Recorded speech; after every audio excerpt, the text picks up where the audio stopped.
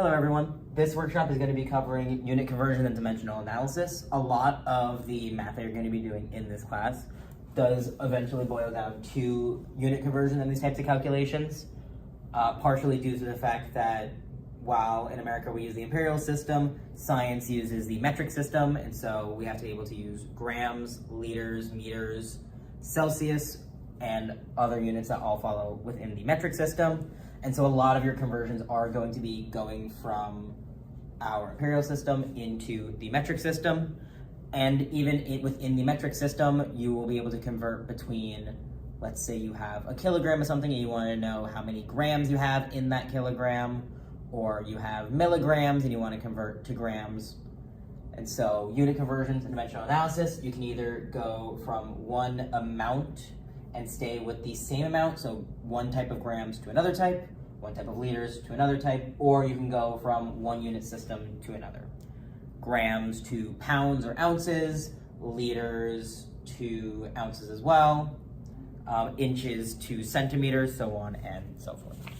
So to start this, we're actually going to use made-up units just to understand the calculations that are involved. Anytime you do unit conversions, we're going to make up our own conversion system. And so let's say we have a system of zangs and zorks. One zang is going to be equal to 13.4 zorks. So for every one zang, you have 13.4 zorks, just like how if you have 12 inches in every 1 foot, or about 30 centimeters in every 1 foot, or if you have 3 feet in a yard, it's the same that is happening here. And so now we want to know how many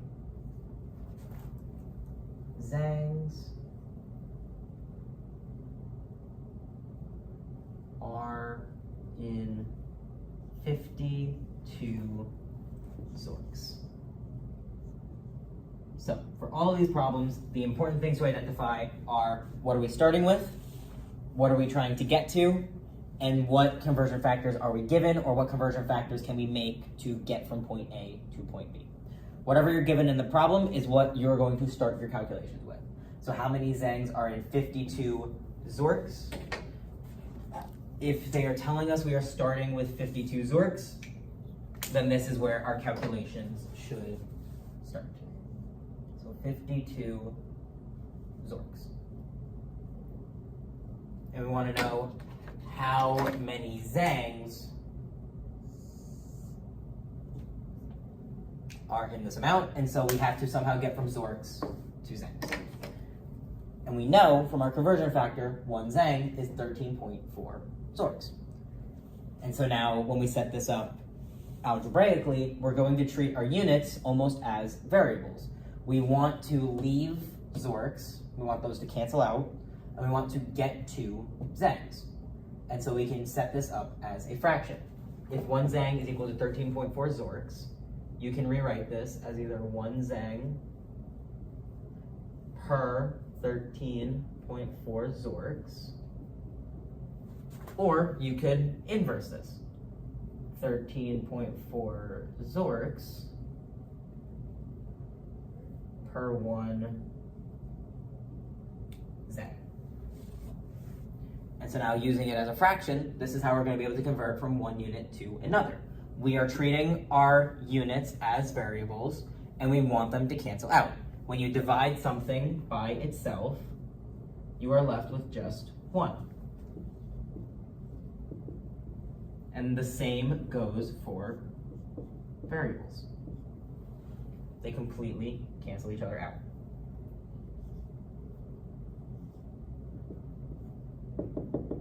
And so we can do the same thing with our units. If we have 52 zorks, you can write this over an imaginary 1.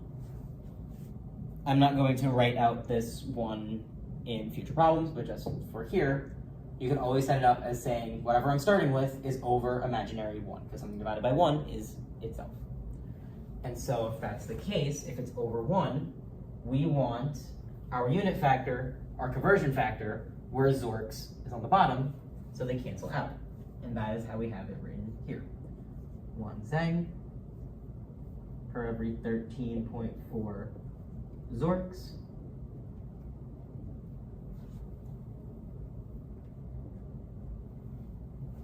And so, just like how x over x gives us 1, because they cancel out, Zorks over Zorks, they are the same unit, they are the same variable, and so they are going to cancel out.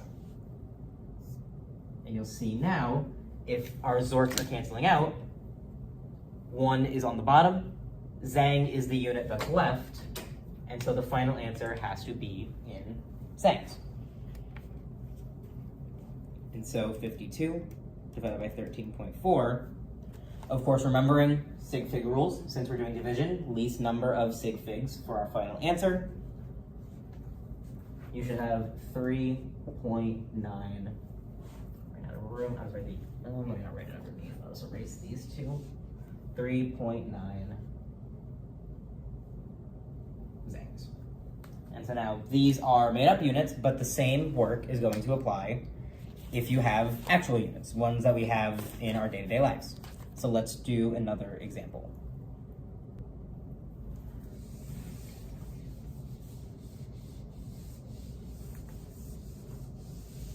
So now using some units that actually exist. The next example, we want to know how many milligrams are in 1.45 pounds. So how many milligrams? mg is milligrams. Make sure that it is lowercase m. When you learn your units, lowercase m is milli, capital M would be megagrams. Those are two different units.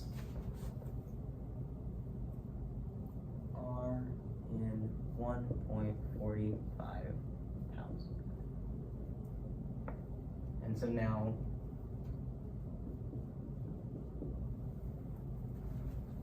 same first step, just identifying what do we know and what do we want.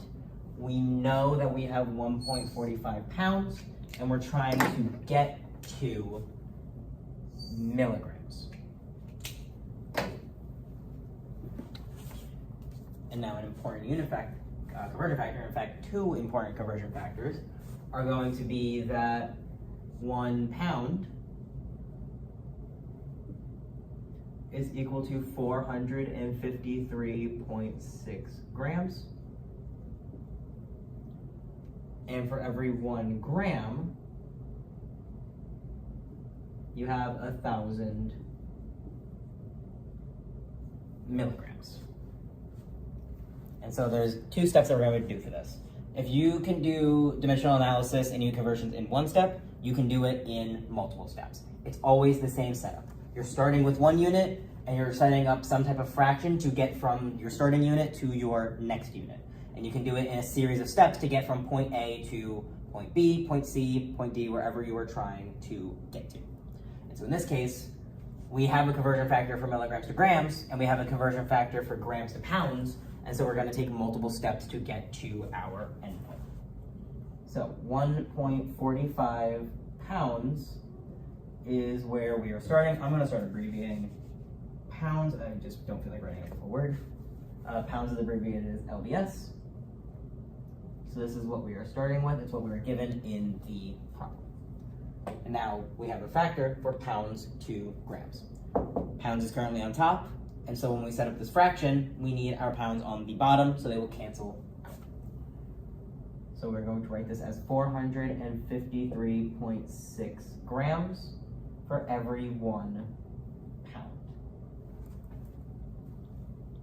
Now you can either do this in one step, so do the math, set this equal to your final answer, and then go on to the next conversion factor, or you can set this up as one long calculation, and that's how I'm going to do it. So pounds is going to cancel here. And so that would give us an answer in grams. Now that we are in grams, we now have a conversion factor for grams to milligrams. Once again, we want grams to go on the bottom of our conversion factor because right now it is in the top of our fraction.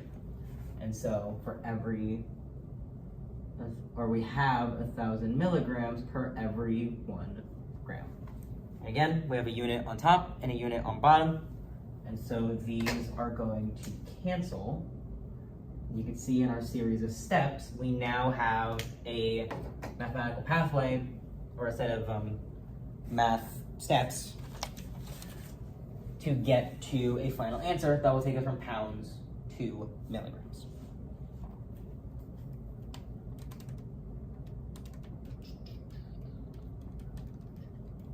And so there are 657,720 milligrams in 1.45 pounds. And of course, then, if you were asked for scientific notation, of course, always keeping those rules in check. We started with 3 sig figs and 4 sig figs, 3, 4, and 4, and so our final answer should be in 3 sig figs. There's a decimal over here. 1, 2, 3, 4, 5. Since we need 3, 6.58 times 10 to the 5th milligrams. And so it doesn't matter how many steps you need to get from your starting point to your end point, the math is always the same. Starting with some unit and setting up a conversion factor to allow those units to cancel out. We are treating our units as variables. X divided by X gives you 1. In this case, pounds divided by pounds cancels out to give you 1. Grams divided by grams cancels out to give you 1. One last worked out example before we go on to practice problems. Skipping example 3, going on to how many cubic centimeters are in 2.5 quarts.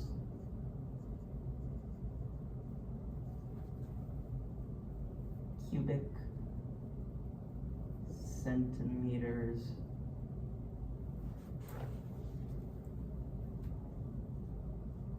are in 2.5 quarts. So again, we have multiple conversion factors to consider. There is 1.057 quarts. I'm going to abbreviate that as QT.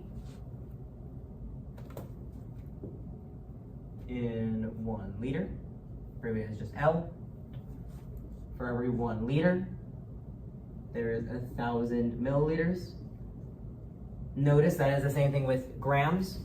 We had 1,000 milligrams in 1 gram, and that is based on the differences in prefixes. The metric system allows you to change unit prefixes by bases of 10, allowing for easier conversions. And so if you see the same unit and you just see a different letter in front of it, all you're doing is multiplying it by some new factor of 10. A milli will always be 10 to the third, or 1,000. And so 1 liter is 1,000 milliliters, 1 gram is 1,000 milligrams, 1 meter is 1,000 millimeters, so on and so forth. In our last conversion, 1 milliliter is equal to 1 cubic centimeter.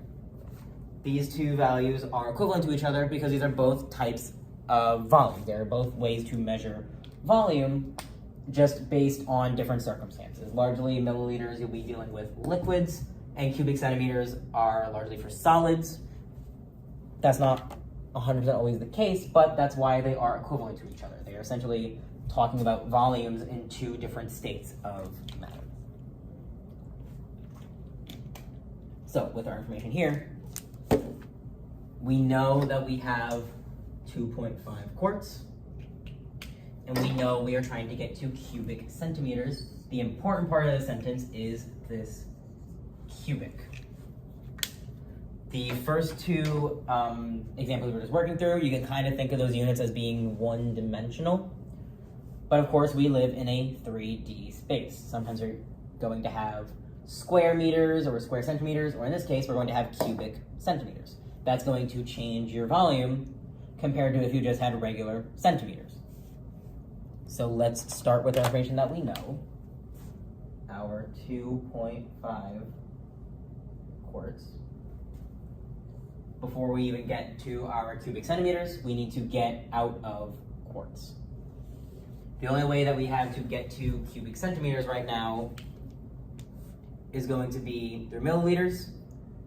We don't currently have milliliters, but we know that milliliters and liters have a conversion factor, and we know we can get from quarts to liters. So you can see it's just going to be an additional step in our pathway.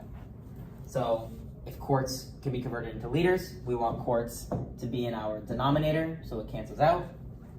There is 1 liter for every 1.057 quarts.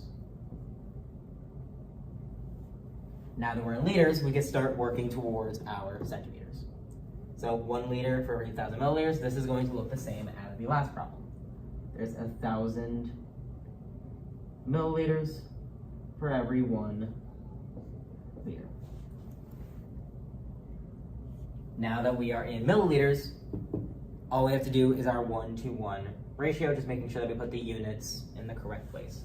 If milliliters is currently what our answer is in, we need to keep that in the denominator. 1 cubic centimeter per 1 milliliter. And so again, it's all the same steps. Using our conversion factors to get from one unit to another by making sure that whatever unit we're starting in goes in the denominator of our fraction when we go on to do the calculation. It's all just adding additional steps to get from point A to point B.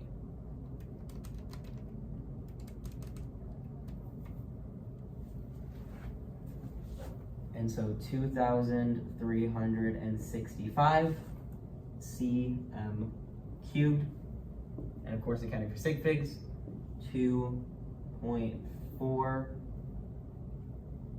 times 10 to the third cubic centimeters. So now that we've had some work through examples, let's go on to some of these practice problems. Try them on your own first, and then continue on with this recording once you either feel ready to move on or if you are stuck on any of the work. So let's start with these 4 examples. For the first one, we have 74 inches and they want us to convert to centimeters. Now for the workshop, I'm focusing a lot on the math, so I'm going to be giving the unit conversions here, but there is a lot of values that you are going to have to memorize for that first exam. The Chem department has a Quizlet. It's going to be in this packet, so make sure when you're following along with the packet, you're checking out that Quizlet to help study them. But once you get the actual memorization down, the calculations should hopefully be a lot easier to do, because a lot of the work is going through all of your different unit conversions and trying to figure out what pieces do I need to get from point A to point B. But once those are memorized, hopefully it becomes a little bit smoother. So we're trying to go from inches to centimeters. Based on our tables, there is a direct conversion from inches to centimeters. There are 2.54 centimeters for every 1 inch. And so if we know that there is 2.54 centimeters per inch, what we need to do is set up our conversion factor to get rid of our inches. We need inches to go on the bottom of our calculations. And so that means we need centimeters to go in our numerator. 2.54 centimeters for 1 inch. Inches here is on top, and it's going to cancel out with inches on the bottom.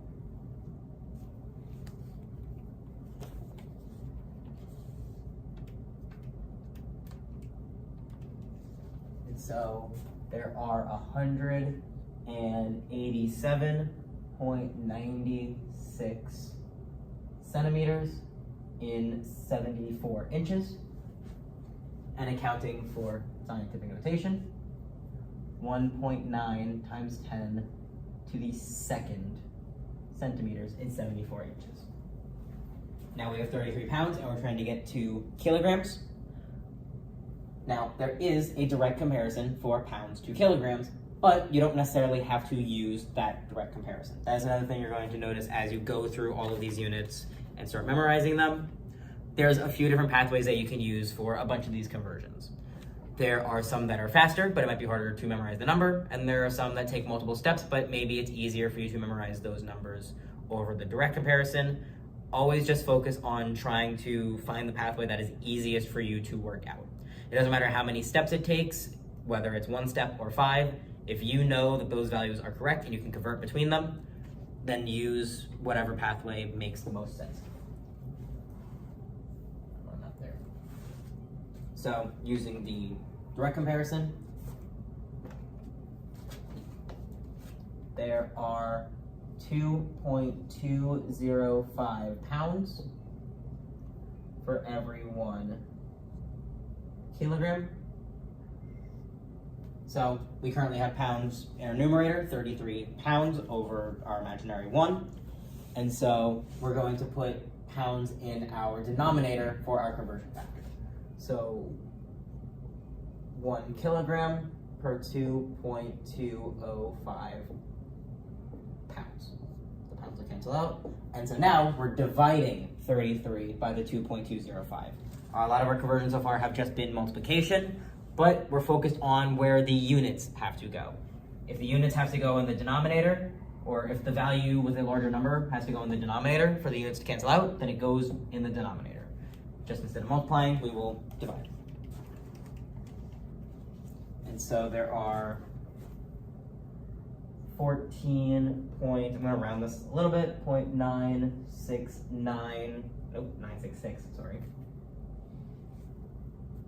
There are 14.966 kilograms in these 33 pounds. 33 is only 2 sig figs, and so we have 15 kilograms when we have 33 pounds. Now we have 22 fluid ounces. We don't necessarily have a direct comparison of fluid ounces to milliliters like they want us to get to, but we know that we can get from fluid ounces to liters. And when you have your prefixes memorized, you know that liters is a base unit, and liters can go from any of your prefixes, in this case liters, to milliliters. And so we need to know that there are 33.83 fluid ounces for every 1 liter. And for every 1 liter, there are 1,000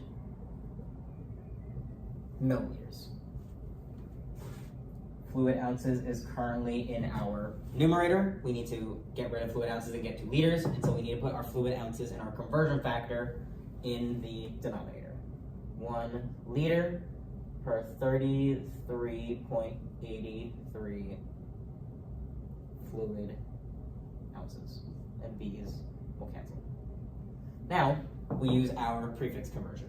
1 liter for every 1,000 milliliters. Liters is currently in our numerator. We need it in our denominator, so they will cancel out.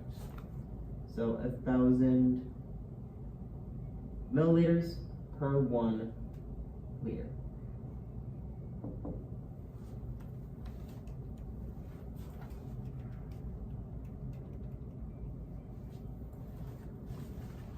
And so 650.31 milliliters, or, because it's only 2 sig figs, 6.5 times 10 to the second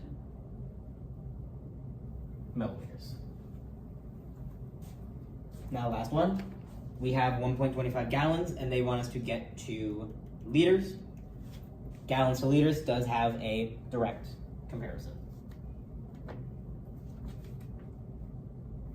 For every 1 gallon, you have 3.785 liters. And so if we have a direct comparison, the main thing is just knowing where our units are going to go. Gallons is currently in our numerator.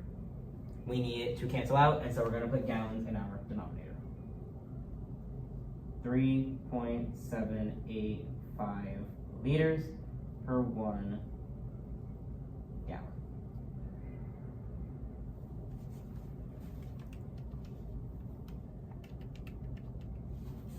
So 4.73125 liters. 1.25 is 3 sig figs. And so we have 4.73 liters when we have 1.25 gallons. The main work, knowing your conversion factors, and then once you know your conversion factors, knowing how to set them up. I'm starting in inches, I need to divide by inches to get to the unit that I want. I'm starting in pounds, I need to divide by pounds to get to the unit that I want. I'm starting in ounces, I can't get directly to milliliters, but I can divide by ounces to get to liters, and then divide by liters to get to milliliters. Let's try a few more examples, and I'm going to skip around now that we're on the second page, just skipping past some that are a little bit similar to others. Of course, definitely try those on your own, and if there's questions, always feel free to reach out. But let's start with question 1 on this 5th page. So we're going back to made up units, just kind of showing that even if your units are not necessarily real, if you have some type of conversion factor, you're able to convert between them. And a very important part is this squared up here. Remember from one of the previous work through examples, we are going to be dealing with units in a 3D space. We're not always going to be working with them in one dimension. All the problems we've worked with so far have been focusing on that, but now we have to actually take into account that this is pose squared, not just pose when we're doing our math. So we currently have 646 zips per pose squared, and we want to get to quats per rads. And so this is also additional upgrade in difficulty because instead of just 1 unit, like these next 2 have, we have 2 units in the same problem, but the work is going to be exactly the same. It's still finding the unit that we're starting with, figuring out where we want to get to, and setting up our fraction correctly to cancel out the units to get to our end point. The main thing is that you're going to work on these one at a time. You're not going to try to convert out of zips and out of pose at the exact same time. You are instead going to focus on 1 unit, get that one converted to whatever one is desired, and then focus on the next one. So let's do that here. Let's first focus on our zips. So we know that 77.7 zips is equal to 1 quat, and we currently have zips in our numerator. I also recommend when you have stacked units like this, combined units where it's something over something, density is very common of that, like grams per milliliter, or speed, or a better phrase would be velocity, meters per second very often. I recommend writing it on top of each other just to make it easier to see what you're doing when you're writing out the calculations. Zips is currently in our numerator. We know that we want to get to quats, and so we're going to put quat in the numerator and zips in our denominator so they cancel out. 1 quat, 77.7 zips. And these cancel. And so now just based off of this work, we have converted one of our units correctly. And I'm gonna leave more of the decimal place. So we currently have 8.3140, I'll cut it off there. 8.3143. Now we have quats, because we just canceled out our zips over pose squared. We did not touch our pose yet. And now the conversion factor we have to get pose to rads is that 14.5 pose is equal to 1.1 rads. But we don't have regular pose. We have pose squared. And so this is where you have to take that into account in your calculations. The conversion factor is still going to be set up the exact same way. Pose is currently in our denominator, and we need them to cancel out. If pose is in our denominator, we need pose in our numerator for our conversion factor. Just like if zips was in the numerator here, we need it in the denominator for our factor. Pose is in the denominator here, we need it in the numerator for our conversion factor. So it's still always having one on top of the other to make sure they cancel out, but our work can't stop here because just like variables, if you divide right over here x squared by x, you are not left with 1. You are left with x. The one in the denominator would cancel, but only one of the x's in the x squared would cancel. It's just like saying 2 squared over 2, because this is the same thing as saying 4 over 2. And 4 over 2 is just 2. It does not give you 1. And so because our poles are squared in our current math, or in our current units, we need to fix our conversion factor to also get them squared in our final answer. And the way you do that is to square this entire thing. But you're not going to just square the units, because if you square the units, you also have to square the number that is associated with them. Because if in the one dimension it's 14.5 pos equals 1.1 rads, we are now saying that we have pos on our x-axis, so 14.5, and we have 14.5 on our y-axis. And so we have to take that into account when doing our conversions. And so by squaring our entire conversion factor, we're able to have pos squared, which will cancel out with pos squared over here, now that everything's getting squared. And then again, it's following PEMDAS. Exponents are done first, and then multiplication.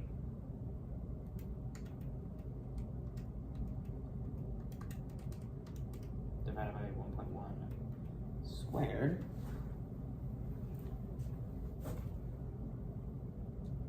And of course, we are squaring both the numerator and the denominator just for the sake of making sure this all stays equal. If whatever you do to the top of your fraction has to be done to the bottom so that the conversion factor stays consistent. If 14.5 pos equals 1.1 rads, then 14.5 pos squared is equal to 1.1 rads squared. As long as it's being done to both parts of the fraction, it holds true. And so with our math corrected for units, we're going to have 1444.649. Quats did not get touched during this step, so it's still quats in the numerator. And now rads, because it's being squared, you have to square the unit as well. Rads squared. And then accounting for sig figs, because we had 3 to begin with, 1.44 times 10 to the third. I guess it's cots, not quats, because there's no u. Or cots per rads squared.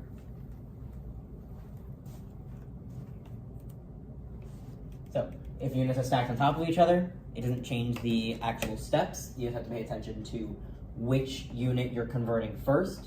Always do it one at a time, and rather than doing it multiple at a time. And then once you break it down one by one, pay attention to the exponents on your units. Your conversion factors are usually going to be given in the one dimension. Zips to cots, pos to rads. But if it's pos squared, like it is in this case, or whatever unit squared or cubed, whatever exponent it's raised to, you have to raise your entire conversion factor to that exponent to allow it to match up and cancel out.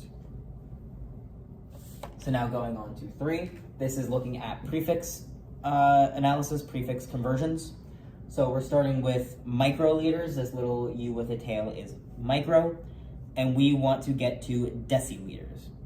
Now you can convert directly from microliters to deciliters. Since it is all factors of 10, there is nothing saying that you can't do that. But it often leaves more room for error. It usually gets a little more confusing, especially when you have multiple units going at the same time. And so it is generally easier to go from whatever prefix you're starting with, go to your base unit, in this case, just liters, and then from your base unit, go to your desired unit. So in this case, if we're starting with microliters, we're going to first go to liters. There's multiple ways that you can write this. You've seen that I've been writing there's 1 liter for every 1,000 milliliters. The way that your textbook is going to write it, though, is that it's 10 to the negative, I have it backwards. So I've been writing that there's 1 liter for every 1,000 milliliters. The textbook is going to say that there's 10 to the -3rd liters for every 1 milliliter. And both of these are equivalent. It's just different ways of writing your conversion factor. Milliliters are smaller than a liter, so you can fit a lot of milliliters into your singular liter. And then by that same logic, a liter is much bigger than a milliliter. And so remember 10 to the -3rd, that's going to be as a fraction, so that's 1 over 10 to the 3rd or 1 over 1,000. There is only a fraction of a liter in 1 milliliter. So both ways are correct. It's whichever way you want to go about it. I personally don't like using negative exponents, and I try to avoid them where I can, and so I go for it like this. I keep all of my exponents positive, but that does get a little confusing because then it changes how you set up some things. And so if you'd rather go based on how the textbook has it, where it keeps the prefixed unit always as 1 and it always changes liters, then you can do that, and that's how I'm going to do question 3. And so if we're in microliters, we're trying to go to liters, so that'll be in our numerator. Microliters then will be in our denominator, so they cancel. If we're keeping our prefixed unit as 1, then there is 10 to the -6th liters for every 1 microliter. But microliters are smaller than a liter, just like a milliliter is smaller than a liter. You could have also said that there is 10 to the 6th microliters for 1 liter, and you would have 10 to the 6th in your denominator rather than 10 to the -6th in your numerator. Both setups will give you the same answer though.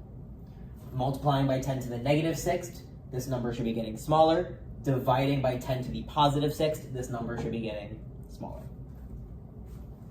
So this would put us in liters, and now we're trying to get to deciliters. So again, converting using our prefixes. Liters is currently in our numerator, and so we're going to put it in our denominator here. And we want to get to deciliters, and so that goes in our numerator. Same as before, we're going to keep our prefix unit as 1. And so there is 10 to the -1st liters in 1 deciliter. Deciliters are smaller than liters, and so your liter should get that negative exponent. If you wanted to work with positive exponents, it would be 10 deciliters, so 10 in the numerator, for 1 liter. So multiplying by 10, or as we're doing here, dividing by 1 over 10, which would give you the same value. Whichever way you do it, you should get the same value output. So 955 times 10 to the -6, and then divided by 10 to the -1st. You should get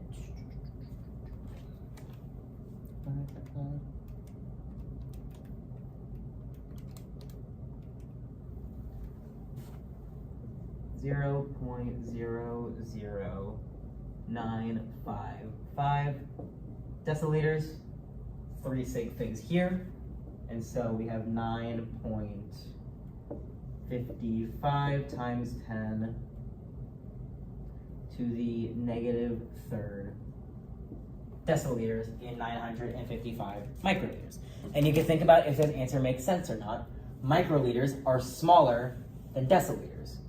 And so we can fit a lot of microliters into a single deciliter, and if that's the case, the number should be getting smaller. We're starting with a unit that is smaller than what we want to get to, and so just like we see here, there should be a lot in just 1 liter, or we have a small fraction in 1 milliliter. The same thing happens here. And so now for number 5, now we have conversion of one unit to another. We are starting with kilograms, and we want to get to pounds. We saw this conversion factor earlier. There's 2.205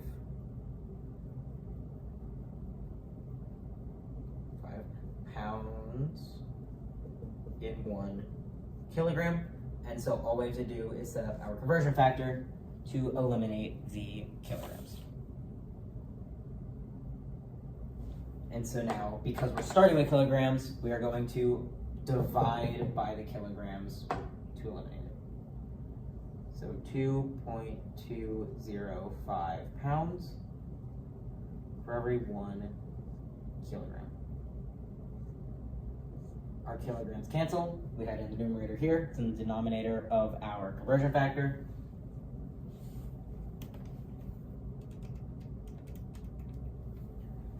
And so there are 363.825 pounds in 165 kilograms. Accounting for the 3 sig figs, there is 364 pounds in 165 kilograms. The last part we're going to do is question 7. And so 7 has 3 parts. It's all working with the same initial point of 19.81 milliliters, and each part wants us to go to different units. So for the first part, they just want us to go from milliliters to liters. So that's knowing our conversion. There is 1,000 milliliters in 1 liter. And so if we know this, now it's setting up our fraction. If there's 1,000 milliliters, we have milliliters in our numerator right now. We need to eliminate milliliters to get to liters, and so we're going to divide by milliliters in our conversion factor. 1 liter per 1,000 milliliters. And so dividing by 1,000,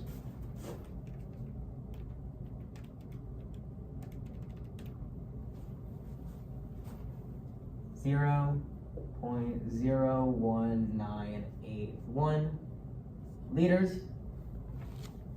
And with 4 sig figs, you could technically leave your answer like this, but it is cleaner to write this in scientific notation, and so I'm going to proceed with that. 1.981 times 10 to the negative second liters. So that's using our prefixes. Now for part B, they want us to go from milliliters to inches.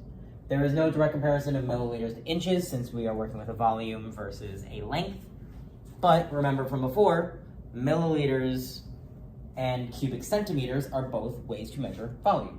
One usually denoted for liquids, while the other usually denoted for solids. And centimeters and inches are related to each other. We used that conversion factor before. There's 2.54 centimeters and an inch. And so now we have 2 conversion factors that we can use to get to inches from milliliters.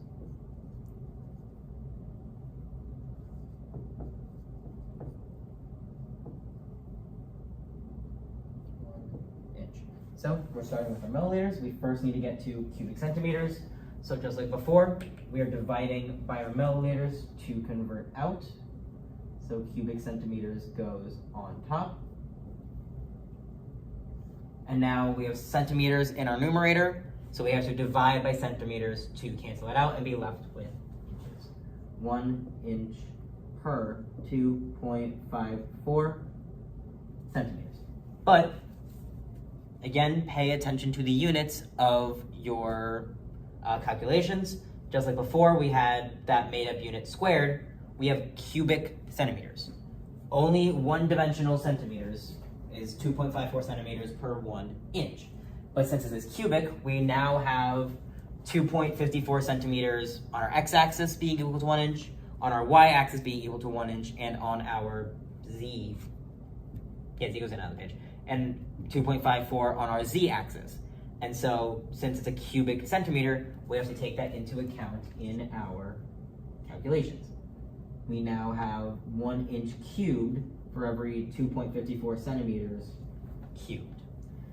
The cube distributes to the number and the units, so now it's 2.54 cubed and centimeters cubed, so our units can cancel out properly.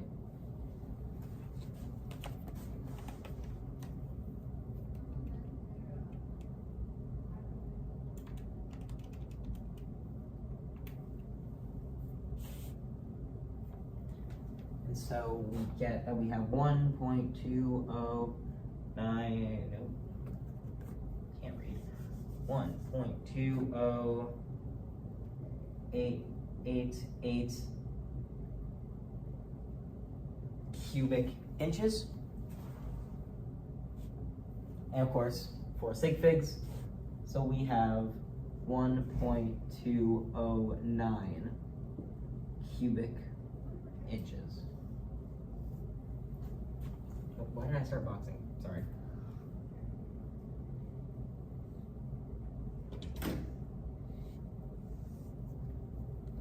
Now the last problem, we're going from milliliters, and the last part they want us to go to is quarts. Now we don't have a direct conversion, just like before. There is no direct conversion to milliliters, from milliliters to quarts, but we've seen from a previous problem that liters can go to quarts. And so we know milliliters can go to liters, and we know that there are 1.057 quarts in 1 liter. And so, a lot of the same work as before. We have to convert out of milliliters, so we know that is going in our denominator. 1 liter per 1,000 milliliters. Liters is now in our numerator.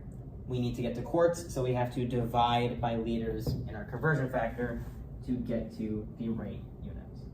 1.057 quarts per 1 liter, and now our liters will cancel out.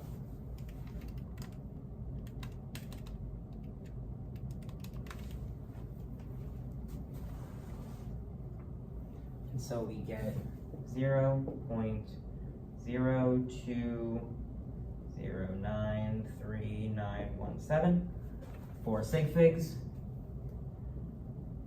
0.02094 quarts.